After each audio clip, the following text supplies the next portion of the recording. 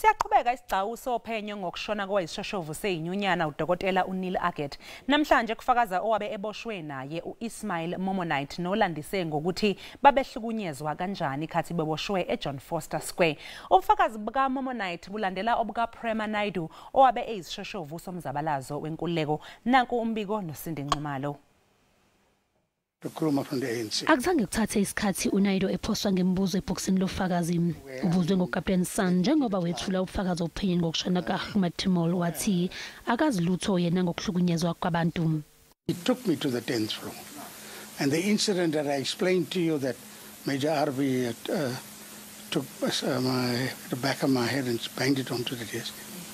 He was present. Did he do anything to stop it? No, he didn't do anything to stop it. He never commented or anything like that. Uthi kuhlukunyezweni kwabo alikho iphoyisa lalizama ukunqanda laba babehlukumeza kodwa babebukeka nabo beyingxenye. Uchaze ukuthi bambalwa abantu abaziyo abashona beboshiwe. And I know of a few people who died in detention. Presiding officers of the court were biased, and it was a total whitewash. And if my memory serves me, I think there was something like 22 odd people who died in detention. Emva kukaNaidoo kube sekungena ebhokisini lofakazi uIsmail Momonait noyiphindi kamqondisi kamgcinimafa kuzwelonke. Naye wayeboshwe ejele laseJohn ngo-1982. Uthi emva kokuboshwa kwakhe wayiswa esitezi seshumi lapho babephonswa khona imibuzo. Generally, interrogation involved giving you a paper and you had to write a statement. Okay. Now, if you're very strong, you refuse to even do that, and they could really beat you and torture you up. Uchaze kabanzi ngesikhathi eyiswa esitokisini sesitezi sesibili eJohn Uchaze ngezinye iziboshwa ezazisesitokisini esiseduze kwakhe kuhlanganiswa nesitokisi sikaNeil Aggett.